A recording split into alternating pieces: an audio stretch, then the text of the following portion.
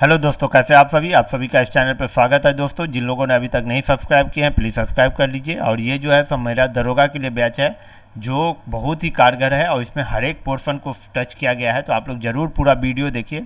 चलिए, ज़्यादा समय नहीं लेंगे, पहला क्वेश्चन देख सकते हैं। मैडम बीकाजी कामा ने 1907 में पहली बार भारतीय राष्ट्रीय ध्वज को निम्नलिखित में से किस स्थान पर फहराया था?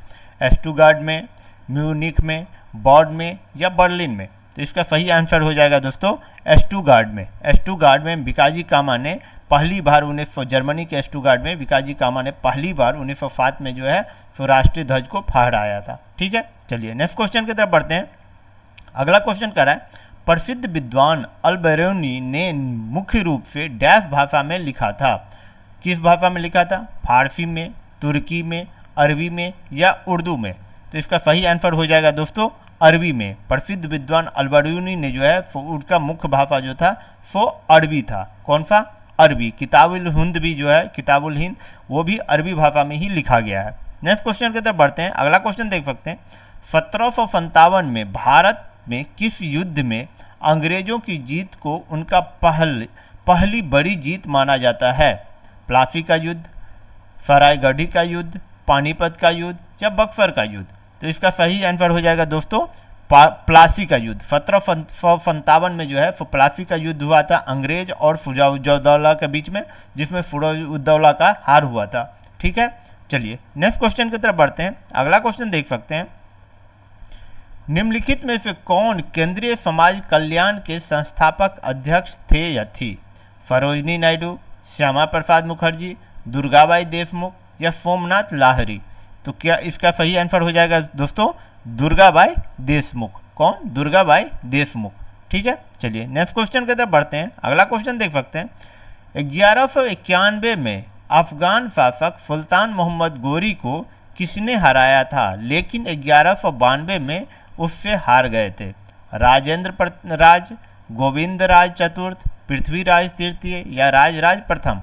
तो इसका आंसर हो जाएगा दोस्तों पृथ्वीराज तृतीय। कौन? पृथ्वीराज तृतीय और मोहम्मद गोरी के बीच 1191 में तराइन का युद्ध हुआ था, जिसमें पृथ्वीराज चौहान जीता था। और 1192 में तराइन के द्वितीय युद्ध में जो है सो मोहम्मद गोरी ने पृथ्वीराज चौहान को हरा दिया था। ठीक है, चलिए नेक्स्ट क्वेश्चन की तरफ बढ़ते हैं। अगला क्वेश्चन देख सकते हैं। लेटेराइट मृदा में निम्नलिखित में से किस रसायन की कमी पाई जाती है? टाइटेनियम ऑक्साइड, एल्युमिनियम के जलीय ऑक्साइड, सिलिका या आयरन? तो इसका दोस्तों सही आंसर क्या हो जाएगा? तो इसका आंसर हो जाएगा आपको सिलिका। कौन सा? सिलिका। नेक्स्ट क्वेश्चन की तरफ बढ़ते हैं। निम्नलिखित में से क्या कार्बोहाइड्रेट का एक रूप नहीं है? स्टार्च, ग्लूकोज, गैलेक्टोज या रेनिन?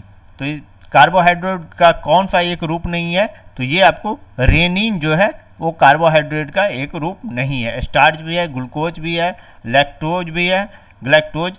ठीक है, चलिए नेक्स्ट क्वेश्चन की तरफ बढ़ते हैं। अगला क्वेश्चन देख सकते हैं। कह रहा है आपको मैग्नीशियम का संयोजी इलेक्ट्रॉन निम्नलिखित में से किस कक्षक में होता है? कक्षक में होता है? एम कक्षक, एन कक्षक, एल कक्षक या के कक्षक? तो इसका सही आंसर हो जाएगा दोस्तों एम कक्षक में। किसमें? एम कक्षक में। नेक्स्ट क्वेश्चन की तरफ बढ़ते हैं। अगला क्वेश्चन देख सकते हैं। कह रहा है लैक्टोबैसिलस नामक सूक्ष्मजीव एक होता है। लैक्टोबैसिलस नामक सूक्ष्मजीव एक होता है। प्रोटोजोआ होता है, जीवाणु होता है, फफूंद होता है या शैवाल होता है? तो इसका सही आंसर क्या हो जाएगा दोस्तों? जीवाणु। लैक्टोबैसिलस नामक सूक्ष्मजीवी एक जीवाणु होता है। क्या होता है? जीवाणु। ठीक है, चलिए नेक्स्ट क्वेश्चन की तरफ बढ़ते हैं। अगला क्वेश्चन देख सकते हैं। निम्नलिखित में से क्या कीटों के श्वसन तंत्र का एक भाग है? निम्नलिखित में से क्या कीटों के श्वसन तंत्र का एक भाग है? वृक्काणु, नेफ्रॉन जिसको बोला जाता है, फाफरंध, स्पाइरेकिल्स, वृक्कक, नेफ्रिडिया या तंत्रिका कोशिका, न्यूरॉन? तो इसका सही आंसर क्या हो जाएगा दोस्तों? इसका सही आंसर होगा फाफरंध, स्पाइरेकिल्स। ठीक है, चलिए नेक्स्ट क्वेश्चन की तरफ बढ़ते हैं। अगला क्वेश्चन देख सकते हैं आप। कह रहा है आपको खादर मिट्टी पाई जाती है। खादर मिट्टी पाई जाती है पिडमांट पर्वतीय मैदान में, निम्न पठार में, बाढ़ के मैदान में या खड़ी ढलान पर? तो खादर मिट्टी कहाँ पे पाई जाती है? तो खादर मिट्टी आपको पाई जाएगी बाढ़ के मैदान में, जहाँ पे बाढ़ आती है वहाँ पे ज़्यादातर यहाँ पे खादर मिट्टी पाई जाती है। चलिए नेक्स्ट क्वेश्चन की तरफ बढ़ते हैं। अगला क्वेश्चन देख सकते हैं, भाखड़ा नांगल परियोजना किस नदी पर स्थित है? क्वेश्चन कह रहा है जो कि आपको भाखड़ा नांगल परियोजना किस नदी पर स्थित है? सतलज नदी पे, कृष्णा नदी पे, व्यास नदी पे या रिहंद नदी पे? तो भाखड़ा नांगल परियोजना किस नदी पे स्थित है? तो ये स्थित है सतलुज नदी पे। किस पे? सतलुज नदी पे यह परियोजना स्थित है, हिमाचल प्रदेश में। ठीक है, हिमाचल प्रदेश में है। नेक्स्ट क्वेश्चन की तरफ बढ़ते हैं। अगला क्वेश्चन देख सकते हैं, कह रहा है आपको मूल अधिकार का उप समिति का अध्यक्ष कौन थे? मूल अधिकार उप समिति का अध्यक्ष कौन थे? सरदार वल्लभ भाई पटेल, भीमराव अंबेडकर, एच.सी. मुखर्जी या जे.बी. कृपलानी? तो कौन थे इसके अध्यक्ष? तो इसके अध्यक्ष थे आपको जे.बी. कृपलानी। मूल अधिकार उप समिति का अध्यक्ष आपको जे.बी. कृपलानी थे। ठीक है, चलिए नेक्स्ट क्वेश्चन की तरफ बढ़ते हैं। अगला क्वेश्चन देख सकते हैं, कह रहा है आपको भारत एक गणतंत्र है, इसका अर्थ है सभी मामलों में अंतिम अधिकार जनता के पास है, भारत में संसदीय शासन नहीं है, भारत में वंशानुगत शासन नहीं है या भारत राज्यों का संघ है? तो इसका आंसर क्या हो जाएगा दोस्तों? तो इसका आंसर हो जाएगा भारत में वंशानुगत शासन नहीं है। भारत एक गणतंत्र है, इसका अर्थ है भारत में वंशानुगत शासन नहीं है।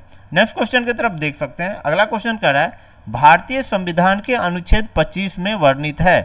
भारतीय संविधान के अनुच्छेद आर्टिकल 25 में वर्णित है समानता के अधिकार, संपत्ति के अधिकार, धर्म की स्वतंत्रता के अधिकार या अल्पसंख्यकों की सुरक्षा पे है।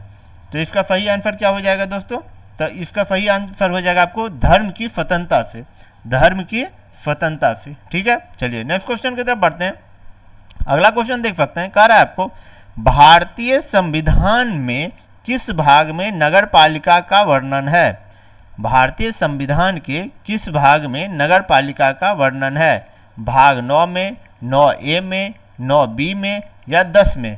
तो किस में है? तो ये है आपको भाग 9A में। नगर पालिका का जो वर्णन किया गया है वो भाग 9 में किया गया है, अनुच्छेद 243P से लेके 243ZG तक। ठीक है, चलिए नेक्स्ट क्वेश्चन की तरफ देख सकते हैं। अगला क्वेश्चन कह रहा है आपको अशोक मेहता समिति कब गठित किया गया था?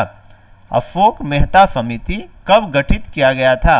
1977 में, 1986 में, 1988 में या 1957 में?